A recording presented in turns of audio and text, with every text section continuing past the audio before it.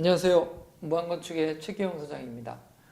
당산동 효성 2차 아파트 리모델링 사업 설계 설명을 시작하도록 하겠습니다. 지금 보시고 계신 화면이 리모델링 후에 이제 조감도인데요. 낮에 봤을 때 모습이고요. 이 다음은 이제 밤에 봤을 때 조명들이 들어간 모습을 보실 수가 있습니다. 요거는 여러분한테 나간 동의서 진부하는 책자에 보시면 개요인데요. 요거를 조금 더 크게 보셔서 설명을 좀 드리도록 하겠습니다. 지금 연면적을 좀 한번 보시면 리모델링 전에 연면적이 1647평 정도 됐었는데요. 리모델링 후에 18,446평 정도로 늘어났습니다. 요거를 좀 구분해서 보면 지상층이 8,435평에서 11,516평으로 늘어났는데요. 이 지상층 면적은 실질적으로 여러분이 사용하고 있는 아파트 면적이 늘어난 거라고 보시면 되고요. 그 다음에 지하층은 2,212평에서 6,930평으로 늘어났습니다. 요거는 대부분이 이제 지하에 주차장을 추가로 확보하면서 주차장이 늘어난 면적이라고 이해를 하시면 될 것 같습니다. 그리고 용적률은 269%에서 368.57%로 늘어났고요. 건물 규모는 지상 17, 15, 12층이 이제 한 층씩 올라가서 18, 16, 13층, 그리고 지하 2층이 지하 4층으로 4개 층의 주차장을 더 확보를 했습니다. 그리고 세대수는 258세대에서 287세대, 29세대 늘어났는데요. 효성 2차 같은 경우는 실제로 늘어날 수 있는 세대수는 15% 하면 한 38세대 정도 되는데, 여러분이 이제 나중에 배치해서나 아니면 보시게 될 건데, 실질적으로 수평 중축할 수 있는 여유 공간이 없었고, 그리고 저희가 맥시멈으로 이제 찾을 수 있는 세대를 검토를 해보니까 29세대 정도 됐습니다. 이 29세대가 좀 의미가 있는 게, 29세대 같은 경우는 인허가 절차가 좀 간소화됩니다. 사업계획 승인이 아니라 리모델링 허가 대상이 있기 때문에 인허가 절차가 좀 간소해지고, 그리고 분양가 상한제를 피하게 됩니다. 그래서 임의 분양을 하실 수가 있는 세대수가 됩니다. 그래서 30세대냐 29세대냐에서는 대부분이 이제 그 정도의 규모의 30세대 전후반으로 되어 있는 단지들 같은 경우 일부로 해도 이제 29세대 정도로 분양 세대를 좀 줄이는 경향이 있습니다. 이런 리모델링 그 29세대가 갖는 그런 효과들이 있기 때문에 그래서 저희는 세대수를 29세대 늘려서 280세대로 리모델링 하는 걸로 지금 저희가 계획을 했고요. 그러니까 주차 대수를 보면은 현재 301대에서 리모델링 후에는 474대로 세대당 1.65대 정도 세대 주차 대수가 늘어나는 걸로 계획을 했습니다. 이거는 지금 현재 공급되고 있는 아파트가 어떻게 이제 구성이 되는지 한번 설명을 드리도록 하겠습니다. 이제 전용 면적이라고 하면 이제 여러분이 실제로 사용하는 면적입니다. 방, 거실, 주방, 욕실 등 세대가 전용으로 쓰는 면적을 전용 면적이라고 하고요. 그다음에 주거 공용 면적은 그 여러분이 쓰는 전용 면적으로 들어가기 위한 동선이라고 보시면 됩니다. 지상층에서 계단, 엘리베이터를 통해서 복도를 통해서 이제 각 세대에 들어가는데 거기에 진입하기 위한 면적을 주거 공용 면적이라고 보시고 서비스 면적은 쉽게 얘기하면 발코니 면적입니다. 그러니까 발코니 면적은 면적에 산정이 되지는 않지만 여러분이 전용해서 쓰시는 면적이라고 해서 서비스 면적이라고 불려지는 거고요. 그다음 기타 공용 면적은 관리사무소, 노인정, 기계실, 그다음 전기실 뭐 이런 여러분이 사용하시는 면적하고 여러분이 아파트를 관리하기 위한 면적을 기타 공용 면적이라고 볼 수가 있고 주차장 면적은 뭐 주차장 면적입니다. 그래서 현행 공급되는 공급 면적은 1번하고 2번 전용 면적하고 지상층에 쓰는 공용 면적을 합한 면적이 공급 면적이라고 불려지고 있는데 이게 리모델링을 하게 되면 결국은 현행 기준에 맞게 이제 면적도 재산정을 해야 됩니다. 그래서 지금 현재 공급되는 공급 면적은 1번하고 2번을 합한 면적을 공급 면적으로 불려지고요.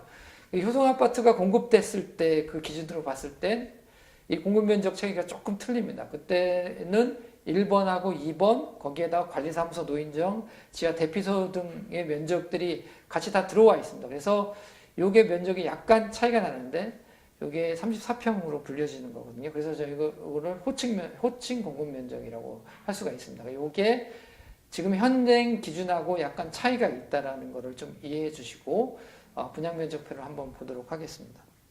리모델링 전의 면적을 보시면 기존의 전용 면적이 84.38이었습니다. 근데 리모델링 후에는 106.52, 그 다음 B타입 같은 경우 106.72로 약 26% 정도 면적이 늘어나고요.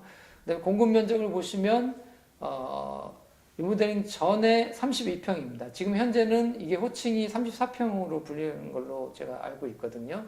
이 호칭이 다른 거는 아까 설명드렸던 걸로 좀 이해를 해주시고요. 32평이 리모델링 후에는 40평 아파트로 변경이 된다는 거. 그리고 리모델링 후에 기타 공용 면적, 그 다음에 주차장 늘어나는 면적을 합하게 되면 계약 면적이 41평에서 65평으로 늘어납니다.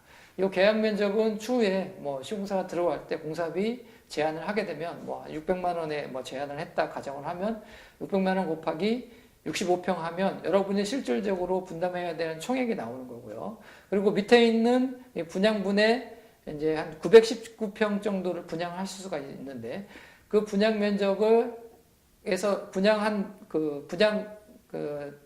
수익을 여러분들이 각자 이제 각 세대가 나눠서 실질적으로 분담하실 수 있는 금액이 되는 겁니다. 그래서 65평은 전체 여러분들이 공사하는 면적이고 나중에 공사비가 나오면 이거를 곱하시면 여러분 분담하는 하는 공사비에 계략적으로 나온 계산을 하실 수가 있으실 거로 생각이 됩니다. 이게 리모델링 후에 이제 배치도입니다. 리모델링의 특징이 이제 기존 아파트를 전후면으로 이제 면적을 늘리거나 아니면 수직으로 이제 늘리거나 하는 그런 형태입니다. 그래서 배치가 이제 바뀌지는 않습니다. 그래서 2차 같은 경우에 201동, 202동, 203동이 이렇게 남향으로 이렇게 나란히 이제 이렇게 배치가 되어 있고요.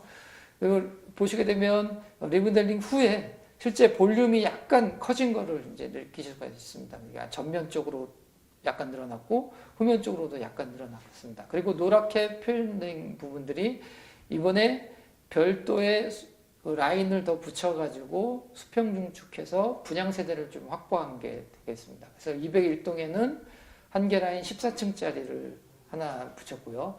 그다음 202동에는 16층짜리 한 개 라인을 또 붙였습니다. 그리고 여기에 그 한 개 층씩 다 피로티를 했고 피로티 하부에 커뮤니티 시설, 뭐 관리사무소, 경비실, 노인정, 뭐 작은 도서관 그리고 이런 것들을 이제 설치한 모습들을 보실 수가 있고 그리고 현재 사용하고 있는 주출입구는 그대로 이용을 하실 겁니다. 그리고 여기에 보시면 이 단지는 별도의 출입구를 낼 수 있는 공간이 현재 사용하고 있는 출입구, 주출입구밖에는 없습니다. 그리고 또 뭐 의견 중에는 이 주출입구 쪽으로 땡겨서 지하 주차장 입구를 만드는 게 어떻겠느냐는 의견도 주시는데 현재 들어오는 입구가 그렇게 폭이 크지 않습니다. 그래서 그 폭에다가 주차 램프를 설치하게 되면 비상용 차량이라든가 보행자 동선을 확보하기가 좀 어렵습니다. 그래서 지금 현재 201동 후면 쪽으로 지하 들어가는 램프를 설치를 한 이유도 실제로 앞쪽으로 당겨가지고 램프를 지하 주차장 램프를 만들 수가 없었기 때문에 지하 주차장 램프가 201동 후면 쪽으로 가는 거라고 이해를 해 주셨으면 좋겠습니다. 그리고 리모델링 그 후에 이제 평면을 좀 보실 수가 있는데요. 요 2차 같은 경우는 특징이 있습니다. 이게 2차 같은 경우는 이 평형이 기존 아파트가 3베이 구조로 되어 있는 84형 구조입니다. 그러니까 요 그 2차가 준공된 시점이 기존의 이런 30평대 아파트가 2베이 구조에서 3베이 구조로 넘어오는 그 시점에 초기에 만들어진 아파트거든요. 당사자 효성 2차가.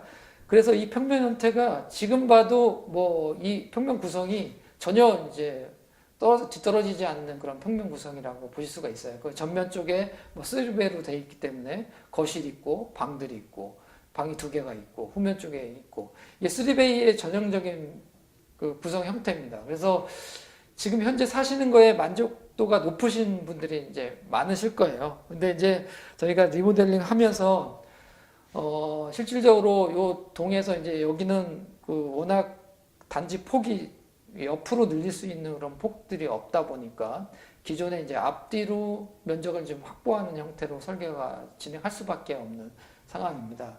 그리고 또 특징이 여기는 기존에 아파트가 이제 그 전용 면적이 안목으로 되어 있는 아파트입니다. 그러니까 1차 같은 경우는 전용 면적이 중심선으로 되어 있기 때문에 그 전용 면적 중심선으로 되어 있는 면적만큼 리모델링 후에는 좀 추가적으로 알파의 공간들을 더 확보를 할 수 있는 기회가 됐었는데 당사도 2차 같은 경우는 이미 안목으로 설계되어 있었기 때문에 면적을 늘리게 되면 똑같이 안목으로 적용이 되기 때문에 그 1차에 비교해 봤을 때는 면적은 많이 늘어난 것처럼 보이지만 실제로 여기에서 늘어난 면적이 그거보다 이제 작을 수밖에 없거든요. 그러니까 안에 있는 중심선이나 덕트 면적들이 빠지기 때문에 그런 비교가 되실 수가 있는 걸로 좀 이해가 되지만 어쨌든 여기도 우리가 필요한 면적을 늘리는 형태로 해서 평면 설계를 했습니다. 이거는 일단 기존의 3베이는 그대로 유지된 상태에서 전면적으로 후면적으로 면적을 늘리면서 안에 어떤 공간을 더 추가로 이제 확보한 형태라고 보실 수가 있습니다.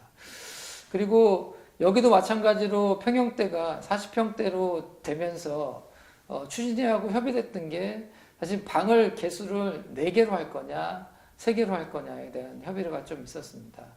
근데 이제 현재 그 뭐 이렇게 동의서 진구하는 책자에 나간 거는 일단 현재는 방 4개 형태로 해서 평면을 제안을 드린 거고요. 이 평면 4개 침실 4개의 형태가 이제 추후에 이제 조합원님들이나 아니면 의견을 좀 소유주분들의 의견을 받아서 침실이 4개가 아니라 3개로 좀 줄이고 침실 뭐 4 같은 경우를 이제 다른 어떤 기능들을 넣어서 평면을 좀 개선을 할 수가 있는 거거든요. 그래서 이런 것들은 의견을 적극적으로 게재를 해주시면 이런 방향을 좀 바꿔서 이제 평면을 좀 바꾸는 형태로 해서 추가적인 설계를 진행을 할 예정입니다. 그래서 이거는 리모델링 후에 보시면 뭐 현관에 들어오는 그 수납을 좀 강화를 했고요. 그다음에 안방 쪽에 드레스룸이 없던 거를 드레스룸을 설치를 해서 부부 욕실을 좀 만들었고, 후면 쪽에 주방 레이아웃을 변경하고 다용도실을 추가하는 형태로 해서 평면을 개선을 했습니다. 그리고 이거는 B형인데요. B형도 마찬가지로 같은 컨셉으로 전면적으로 늘어나고, 여기 같은 경우는 뒤쪽에 일반 분양 세대가 더 라인을 하나 붙어서 후면 쪽에 있던 채광 방향을 동쪽으로 바꿔서 평면을 좀 만들었습니다. 그래서 후면에 있던 방들이 동향으로 좀 바뀌었고, 주방이 이제 동향의 다용도실을 두면서 외기에 면하게 평면 형태를 만들었고, 마찬가지로 안방 쪽에 드레스룸 공간을 더 추가를 했고, 신발장 현관에 이제 그 수납을 강화하는 형태로 해서 평면 개선을 했습니다. 그리고 여기도 지하 4개 층의 주차장을 좀 확보를 했습니다. 그리고 백이동 하부에 썬큰을 만들고 운동시설을 설치하는 형태로 해서 설계를 진행을 했고요. 그리고 그 마찬가지로 여기 테마 명품 커뮤니티를 설치를 했습니다. 휘트니스는 아까 설명드렸던 지하에 썬큰과 연계돼서 휘트니스 공간 같은 경우에는 좀 높은 층고가 필요하기 때문에 지하 1층에다 설치를 했고요. 그 다음에 1인 독서실, 그 다음에 작은 도서관, 실내 골프 연습장, 시니어 센터. 여기는 특징이 북쪽에 있는 도로 쪽에 아예 별동으로 해서 단층짜리 웰컴 라운지를 설치를 했습니다. 이게 아마 영상을 보시면 웰컴 라운지의 어떤 이미지를 보실 수가 있습니다.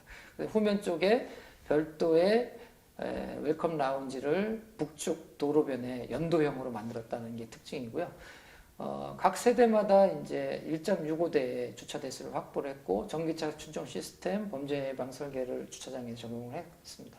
그리고 마찬가지로 1층을 다 피로티를 해서 1층을 피로팅한 공간을 커뮤니티 시설과 연계해서 개방감을 좀 확보를 하고 보행 동선을 개선하는 형태로 해서 설계를 진행했고요.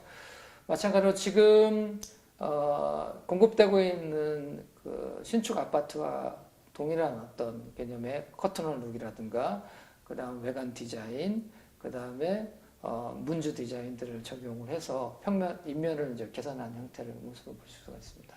그리고 에너지 시스템을 성능을 좀 개선을 하고, 근데 층간소음 방지제를 설치를 해서 층간소음을 줄이는 그런 리모델링이 될 거고요. 신규에 공급하는 IoT 시스템을 전체가 공급될 거고, 그다음 지상을 다 공원화하는 형태로 해서 조경 공간, 휴게 공간을 더 지상을 확보하는 형태로 리모델링이 될 겁니다. 그리고 세대당 6.5대 주차장을 설치를 하고 엘리베이터를 다 지하 4층까지 다 연결을 했고요. 그리고 주차 구획도 2.3에서 2.5로 확장한 확장형 주차를 확보를 했습니다. 그리고 차량 번호 자동 인식 관제 시스템, 주차 유도 시스템, LED 조명, 환기 시스템, 비상호출 시스템, 그다음에 전기자동차 충전 시스템들을 주차장에 이제 확보를 할 거고, 최종적으로는 뭐 단열 강화하고 고기밀성 창호를 설치하고 신재생 에너지를 도입을 해서 실질적으로 에너지 제로 하우스에 가까운 그런 주택으로 이제 변경이 되실 거고요. 리모델링의 특징이 기존 골조를 놔둔 상태에서 전체의 어떤 그 마감을 다 걷어내고 거기에 새로운 설비 시스템들을 도입을 합니다. 그래서 뭐 층상 배관이라든가 업무 천정 시스템, 그다음에 고효율성 설비를 이제 도입을 해서 실질적으로 여러분들이 관리비가 이제 절감되는 것을 체감을 하실 수가 있고요. 리모델링 후에는 내진 설계를 현행 기준에 맞춰서 재설계를 하고 공사를 해야 됩니다. 그러니까 현행 기준의 내진 등급은 1등급입니다. 그러니까 진도 6의 천년주기 지진 시스템을 해서 지진에 대비를 하고, 그 다음에 지금 현재는 그 각 전층에 이제 스프링클러가 설치가 안 돼 있는데 전층에 스프링클러를 설치하고, 그 다음에 별도의 피난할 수 있는 피난 시설을 설치를 합니다. 그래서 지진에 안전하고 화재에 안전한 아파트로 변경이 되실 수가 있고요. 마찬가지로 최신 설비 시스템이 도입이 되고 친환경 환기 시스템이 도입이 됩니다. 그래서 외부에 있는 공기를 이런 전열 교환기를 통해 환기 시스템을 통해서 항상 신선한 공기를 필터링된 신선한 공기를 각 방에 거실에 이제 공급을 하실 수가 있게 된 겁니다. 그리고 저희가 생각한 리모델링의 설계의 특징은 맞춤형 설계입니다. 현재는 계획 설계 단계인 거고 지금 현재 동의서 진급을 위해서 설계안을 만들어 놨는데요.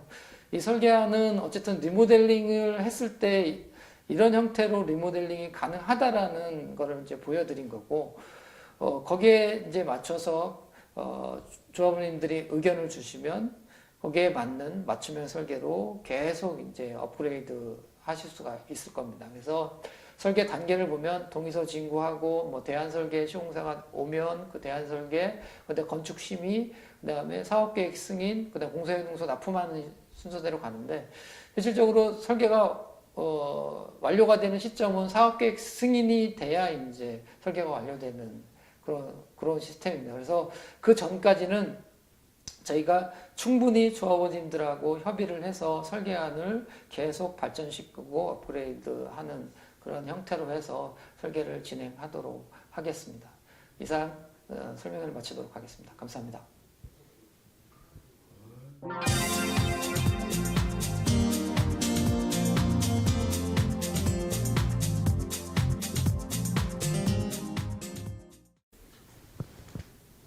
안녕하십니까. 나라감정의 이동진 평가사입니다.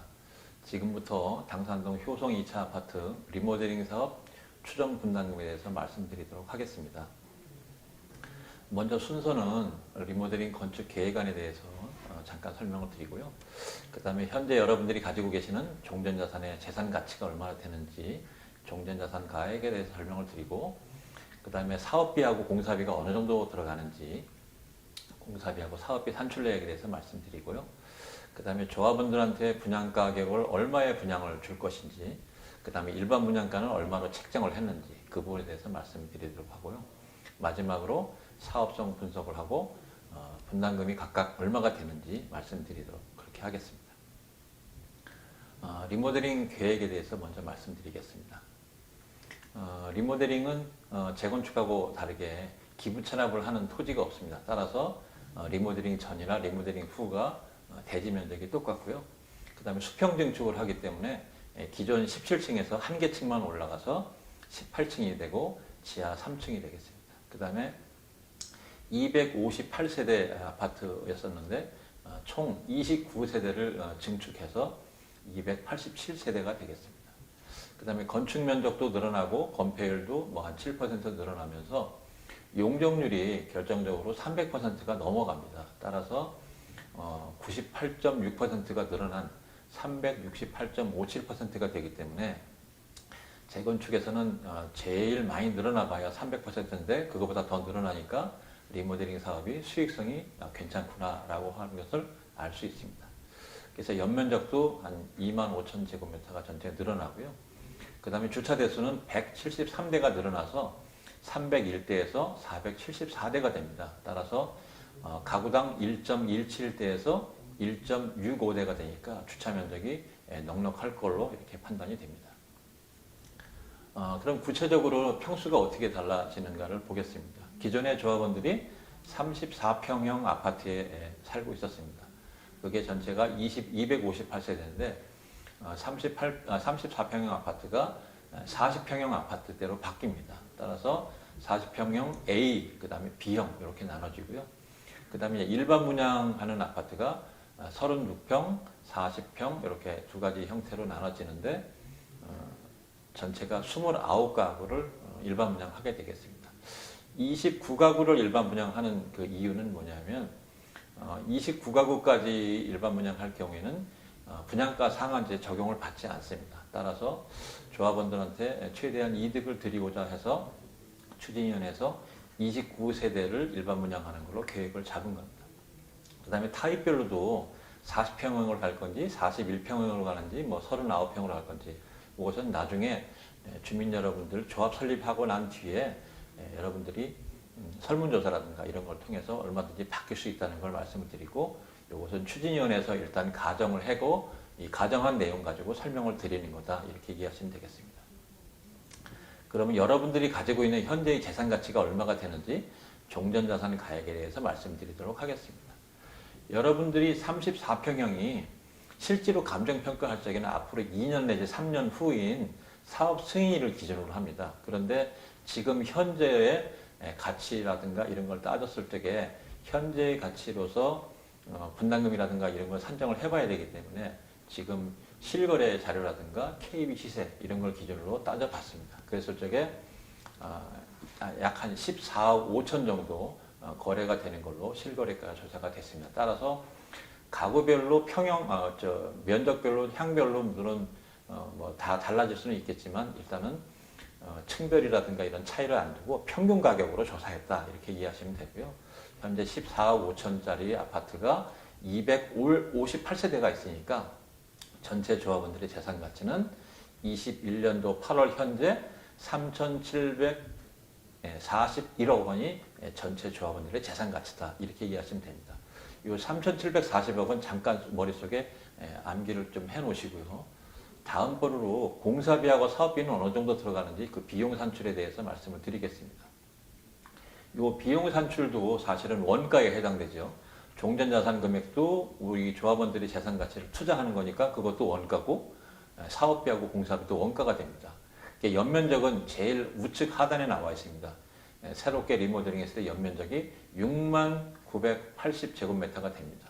이 연면적에다가 공사비를 평당 처음에는 550만 원 해볼까 하다가 최근 공사비가 550에서 600만 원 정도 되거든요, 평당. 그래서 일단 보수적으로 안정적으로 가기 위해서 600만 원 평당 공사비를 감안을 했고요. 이 평당 공사비에다가 연면적을 평으로 환산해서 곱하게 되면 전체 공사비가 1,100억 정도가 됩니다. 그 다음에 여기에 이제 각종 사업비가 들어가겠죠. 협력업체라든가 뭐 이런 데 들어가는 비용도 있고 조합 운영비도 있고, 따라서 그 사업비를 건축공사비의 13%를 잡았습니다. 보통 사업비가 70만 원에서 한 80만 원 사이가 되거든요. 그래서 이것도 조금 안정적으로 78만 원으로 잡았습니다. 그랬을 적에 140억 정도 됩니다. 그럼 요 두 개를 합치게 되면, 공사비하고 사업비를 합치게 되면 1250억 정도가 원가가 또 됩니다. 공사비하고 사업비 원가. 따라서 아까 말씀드린 조합원들의 재산 가치 3,740억에다가 공사비하고 사업비 방금 계산했죠? 이게 1,250억, 이걸 합치게 되면 전체 총 원가가 4,990억이 총 원가가 됩니다. 그러면 이 총 원가를 어떻게 배분을 하느냐 하면, 일단 일반 분양으로 들어오는 수입을 공제를 합니다. 총 원가에서. 일반 분양으로 들어오는 총 원가에서 일반 분양으로 들어오는 수입을 공제하면 나머지 부분을 조합원들이 나누어 내는 그런 형태가 되겠습니다. 그랬을 적에 84A형하고 40평 AB형으로 나눠지는데 분양가는 제일 우측에 나와 있습니다. 32평형은 평당 단가를 5,064만 원에 분양을 하는 거고요. 그 다음에 40평대는 4,800만 원, 4,700만 원대 이렇게 분양을 하는 걸로 계획을 잡았습니다. 이것은 인근 단지의 시세라든가 이런 걸 참고해서 저희들이 추정을 했고요. 또 인근 단지 시세라든가 이런 부분에 대해서는 뒤에 나오게 됩니다. 그랬을 적에 일반 분양가가 32평이면 16억, 그 다음에 40평은 19억 이렇게 되겠습니다. 일반적으로 뒤에 나중에 나오겠습니다만 인근 단지의 시세가 이미 30평대가 19억을 찍었거든요, 거의. 그렇기 때문에 이 정도 일반 분양가라고 하더라도 충분한 분양은 가능할 것이다, 이렇게 판단이 됩니다. 그러면 그 나머지 돈에 대해서 조합원들이 나누어야 되는 건데요. 그랬을 적에 40평대 갈 적에 4,200만 원에 조합원들한테는 분양가로 드리는 겁니다. 그러니까 원가로 드리는 거기 때문에 조합원들은 분양가가 좀 아무래도 싸죠. 따라서 조합원들한테는 40평대를 17억에 분양을 하는 겁니다. 그랬을 때 이 두 가지를 다 합치게 되면 전체 원가가 4,380억의 원가가 됩니다. 이것은 이제 당산동의 인근에 있는 단지에 대해서 보도 자료가 나왔던 내용을 말씀드리는 건데요. 이미 30평대도 20억을 넘었다. 그 다음에 당산동 같은 경우도 15억 이상짜리 거래들이 많이 나오고 있다라고 하는 그런 보도 자료들입니다. 이런 보도 자료를 보시게 되면 당산동이 현재는 공업지역에서 주거지역으로 많이 탈바꿈이 되는 그런 시세 지역인데요. 당산동이 주거지역으로 많이 변모하고 있어서 앞으로의 그 미래 가치라든가 수익성이라든가 이런 걸 굉장히 좋게 바라보는 그런 시각들이 많습니다. 요건 인근 단지를 시세 조사를 한 건데요. 효성 1, 2차 아파트 그 뒤쪽에 있는 당산 센트럴 아이파크 2020년 5월달에 입주했고 1년밖에 경과가 안 했습니다. 현대산업개발에서 지었고 802세대입니다. 그런데 32평형의 시세가 현재 19억입니다. 그리고 그런 평당 단가로 따지면 벌써 5,900만 원이니까 6천만 원을 이미 찍었죠. 그죠? 그 다음에 40평대는 현재 22억입니다. 따라서 여러분들한테 드리는 거는 원가로 드리는 거기 때문에 일반 분양가하고 시세하고 차이라든가 또 시세하고 여러분들 조합원 분양가 차이는 여러분들이 추정해서 미루어 짐작해 보실 수 있습니다. 실제로 여러분들은 혹시라도 분담금이 많을 경우에는 분담금에다가 현재 아파트를 더해가지고 인근 단지에 있는 걸 살 수 있는 금액이 아닌가 이렇게 생각하시는데 실제로 32평대도 19억이 넘어갔기 때문에 그런 산다거나 하는 그런 건 좀 불가능합니다. 그리고 여러분들한테는 조합원 원가로 드리는 거기 때문에 굳이 효성 1, 2차보다 입지 조건이 안 좋은 아파트를 굳이 사실 필요가 없다. 차라리 현재 아파트를 리모델링을 해서 입지 조건이 좋은 곳에서 아파트를 새로 짓고 살게 되면 살기도 좋아지고 실제로 또 시세 차익도 거래가 살기가 좋아지기 때문에 충분히 누릴 수 있다 이렇게 말씀드릴 수 있습니다. 그 다음에 롯데캐슬은 세대수는 좀 작고 더 후면지에 있습니다. 그러다 보니까 33평형이 한 15억 7천 정도 시세를 하고 있고요. 그 다음에 효성 1, 2차보다 입지 조건이 좀 좋습니다. 레미안 아파트, 이건 초역세권이죠. 여기에 바로 붙어 있기 때문에. 근데 현재 18년이 경과했습니다만 33평형 아파트가 16억 6천입니다. 그러면 효성 1, 2차 아파트도 삼성 아파트 바로 옆에 있고 역세권입니다. 그렇다고 그러면 새 아파트가 됐을 적에 우리 아파트가 어느 정도 시세가 될 거라고 하는 건 여러분도 충분히 미루어 짐작하실 수가 있고 그랬을 때 시세 차익이 얼마가 될 거라고 하는 거, 수익성이 얼마나 좋은지 여러분들 생각해 보실 수가 있을 것 같습니다. 실제로 당산 효성 1차 아파트 입지에 대해서 말씀을 드리게 되면 당산동은 광화문이라든가 여의도라든가 강남으로 가는 일자리 접근성이 굉장히 좋습니다. 그 이유는 2호선, 9호선이 같이 겹치고 있고요. 그 다음에 5호선까지 해서 사실 트리플 역세권입니다. 따라서 교통망이 굉장히 발달하고 있어서 주거지로서는 정말 최적인 그리고 일자리 접근성이 가장 좋은 아파트 단지 중에 하나다 이렇게 말씀드릴 수 있습니다. 그 다음에 아이들 공부시키기도 좋습니다. 바로 아파트 인근에 초중고교가 다 있습니다. 그 다음에 학원 교육은 목동 학원까지 셔틀버스로 이용이 가능하기 때문에 학세권으로서 굉장히 좋습니다. 그 다음에 자가용을 이용한 교통망은 서부간선도로를 통하고 올림픽대를 통해서 고속도로 접근성이 좋기 때문에 사통팔달의 교통망을 가지고 있습니다. 그 다음에 한강공원이 가깝고요. 그래서 한강공원 프리미엄을 누릴 수가 있고 그 다음에 대형마트가 있습니다. 코스트코, 롯데마트. 따라서 슬리퍼를 신고 주변 단지를 얼마든지 돌아다니면서 모든 것이 다 해결되기 때문에 이건 슬세권이라고 얘기할 수 있습니다. 그런데 주변에 신축 아파트가 그렇게 많지 않습니다. 또 효성 1, 2차 아파트와 같이 역세권을 가지고 있는 그런 신축 아파트가 많지 않기 때문에 신축 아파트로 리모델링을 해서 새로 태어난다 그러면 아마 미래를 준비하는 그 수익성으로서 최고의 가치가 되지 않겠는가 그렇게 예측해 볼 수가 있겠습니다. 그러면 사업성 분석하고 추정 분담금에 대해서 마지막으로 말씀드리도록 하겠습니다. 사업성은 일단은 조합원 분양가, 그 다음에 일반 분양가, 그 다음에 그거 합친 것이 소개가 되겠죠. 그래서 조합원 분양가 4,300억, 그 다음에 일반 분양가 490억 합쳐가지고 전체가 분양 수입이 4,879억 정도가 됩니다.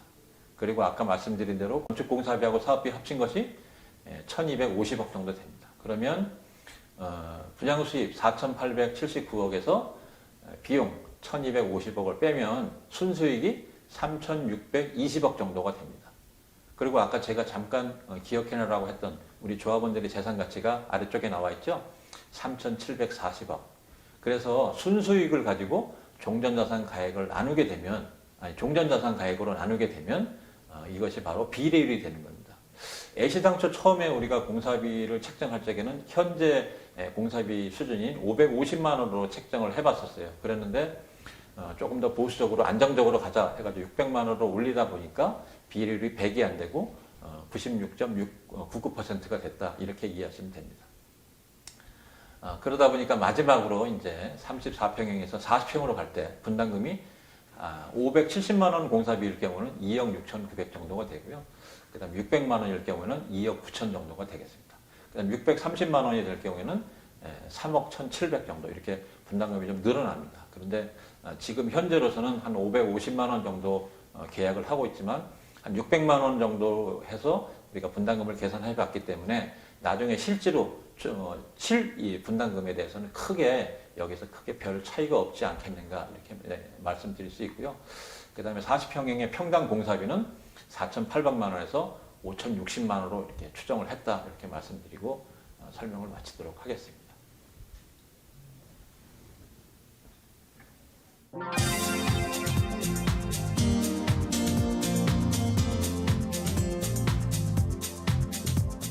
안녕하십니까. 당산효성 1차, 2차 아파트 소유자 여러분. 저는 주식회사 세종코퍼레이션의 황지하 상무이사라고 합니다. 반갑습니다. 예, 당산효성 1차, 2차 아파트 리모델링 사업 온라인 설명회를 개최하도록 하겠습니다. 설명에 앞서 먼저 말씀드리고 싶은 거는 원래 정상적인 상황이었으면은 소유자분들을 모시고 오프라인으로 다양한 설명을 드리면서 지리회신을 통해서 설명회를 개최해야 되는 것이 일반적입니다. 그러나 현재 코로나19 상황으로 인해서 현재 집합이 금지되어 있고 각종 행사에 제한이 있습니다. 그래서 온라인 설명회를 개최하게 된 점 소유자 여러분께서 많이 양해를 해 주시길 부탁드리겠습니다. 예, 바로 소개를 설명을 해 드리도록 하겠습니다. 오늘 저희 회사 쪽에서 준비한 거는 저희 회사에 대한 간단한 회사 소개와 그 다음에 리모델링 사업에 대한 기획, 그 다음에 동의서 제출 방법에 대해서 설명을 해 드리겠습니다. 일단 저희 회사 소개입니다. 저희 회사는 주식회사 세종코퍼레이션이고요. 지금 현재 본사는 서울시 영등포구 물레동에 소재하고 있습니다. 설립연도는 2003년 도시계획업체로서 시작을 했고 2007년도에 정비사업 등록을 해서 현재 재개발과 재건축, 리모델링 사업을 추진을 하고 있습니다. 저희 회사는 대표님, 부사장님 이하 경영관리부, 정비사업본부, 리모델링 사업부 본부 3개 팀을 통해서 일을 하고 있고 도시계획본부도 있습니다. 직원 수는 50명 이상 정도 근무를 하고 있습니다. 저희 대표님, 오덕환 대표님은 현재 도시계획 박사이시고요. 그리고 서울시 도시계획심의위원이고 건축위원이고 그 다음에 검증위원으로서 활동하고 계십니다. 그리고 마포구청 공무원 출신이십니다. 그리고 김윤수 부사장님은 서울시 정비사업 코디네이터로 활동하고 계시고 저는 리모델링 사업 본부 본부장으로서 업무를 하고 있습니다. 리모델링 회사 실적입니다. 저희 회사는 현재 2만 8천 세대의 리모델링 수주 실적을 보유하고 있습니다. 보신 바와 같이 서울시를 통해서 많은 리모델링 사업을 저희 회사가 압도적으로 사업을 추진하고 있는 부분입니다. 그래서 현장은 30개 이상을 리모델링 사업 실적을 보유하고 있고 재개발, 재건축, 정비사업 실적은 마찬가지로 30개 이상, 도시계획, 교통 포함해서 100개 이상의 실적을 보유하고 있습니다. 다음은 리모델링 사업 기획입니다. 리모델링 사업이란 어떤 것이며 필요성, 리모델링을 사업을 했을 때 어떤 효과가 발생하는지, 그리고 재건축과 비교해서 어떤 부분이 다른지, 그 다음에 리모델링에 대한 절차에 대해서 소개를 해드리도록 하겠습니다. 리모델링 사업이란 주택법 제2조 제25호의 건축물의 노후화 억제 또는 기능 향상을 위한 대수선 또는 증축하는 행위라고 정의가 되어 있습니다. 범위로는 준공 후 15년이 경과한 공동주택이 리모델링을 할 수 있는 대상이고요. 증축 범위로는 85제곱미터 미만은 전용 면적을 40% 이내로 확대할 수 있으며 85제곱미터 이상은 30% 이내로 확대 가능합니다. 증가되는 세대수는 기존 세대수의 15% 이내로 한정되어 있습니다. 수직 증축은 14층 이하는 2계층, 15층 이상은 3계층 이내로 수직 증축이 가능합니다. 리모델링에 대한 필요성인데요.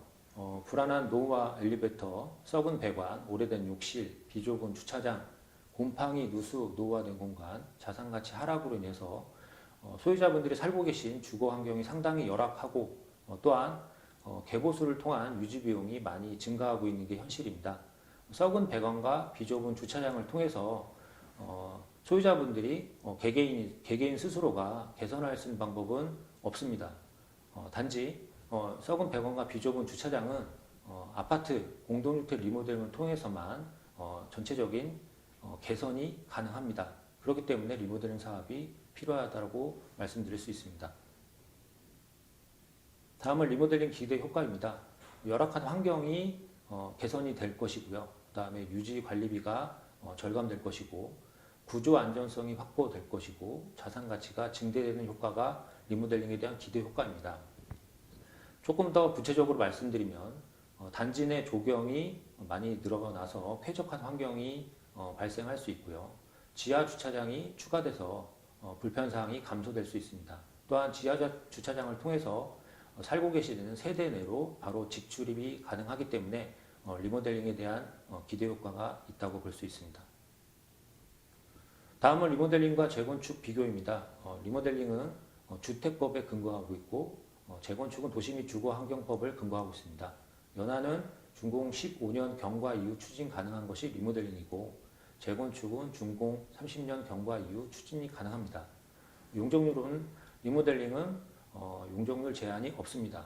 재건축은 법적 상한 용적률이 최대 300% 이하이고 임대주택을 기부 체납한다는 조건으로 용적률이 최대 300%가 가능합니다. 현재 우리 당산 효성 1차 아파트에 대한 용적률은 기존에 283%였지만은 리모델링 후로는 412%로 저희가 예상이 되고요. 당산 효성 2차 아파트는 기존 용적률이 269%이지만 리모델링 후는 368%로 저희가 지금 동의선택자에 보내드렸습니다. 하지만 재건축을 하게 되면은 이것조차 받을 수가 없습니다. 제가 말씀드린 대로 최대 300% 이하가 최대이기 때문에 지금 우리가 리모델링 사업을 했을 때보다도 적은 용적률을 받을 수밖에 없고 1대1 정도로 재건축이 된다는 얘기입니다. 이 점은 참고하시고요. 리모델링 사업은 소유기간이 상당히 짧고 재건축에 비해서 기간이 짧다는 얘기입니다. 그리고 안전인단에 대해서 말씀드리면은 현재 저희 당산 효성 1차와 2차는 수직 증축과 수평 증축이 가능할 걸로 예상이 됩니다. B등급 이상, C등급 이상이 나올 걸로 예상이 됩니다. 그렇지만 재건축은 최소 D등급 이하를 받으셔야 재건축이 가능합니다. 현재 저희가 추진하고 있는 단지뿐만 아니라 인근 매스컴을 통해서도 많은 기사화된 부분이 있습니다. 재건축은 2018년도 3월 달에 정부에서 투기를 억제하는 차원으로 해서 강화를 시켰습니다. 그래서 이 얘기는 무슨 얘기냐면 30년이 넘는다고 해서 바로 안전인단이 재건축을 할 수 있게 해준다는 얘기가 아닙니다.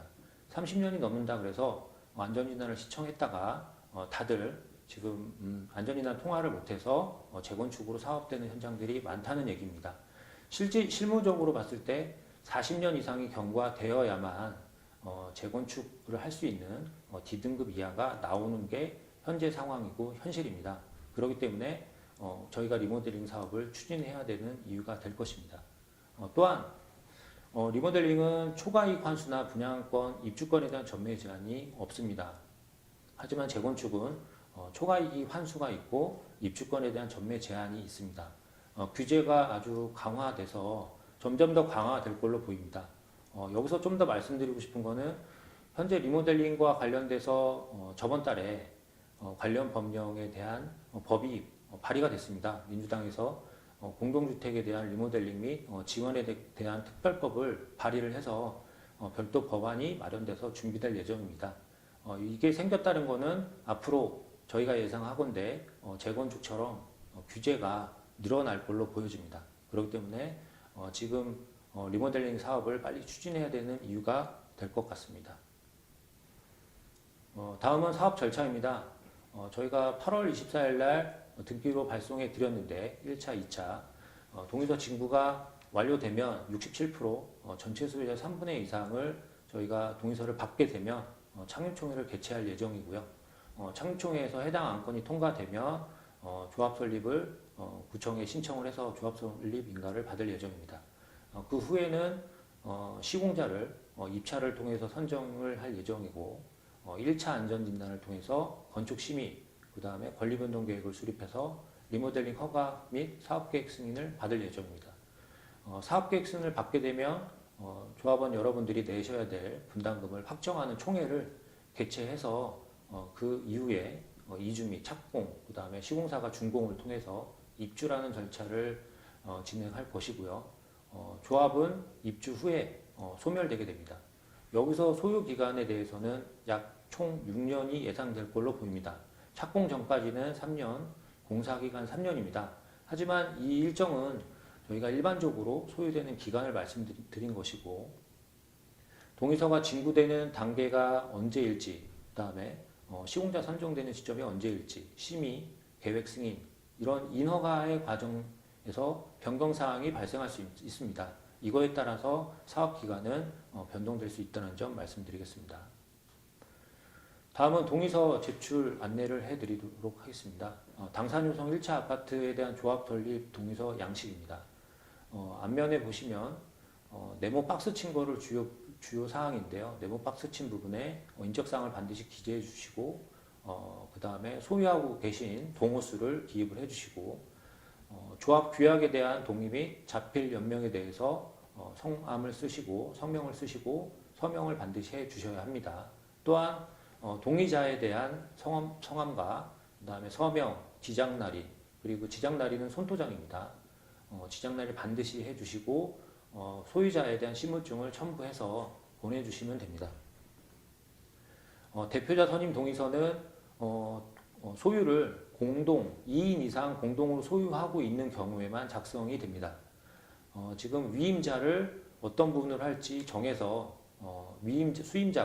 위임자와 수임자가 같이 동의를 해서 대표 선임 동의서를 작성해 주셔서 보내주시면 되고요.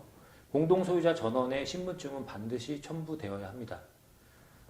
조합 설립에 대한 결의서 제출 방법에 대해서 말씀드리겠습니다. 현재 추진 사무실로 직접 방문하셔서 신분증을 지참하시고 제출해 주시는 방법이 있고요.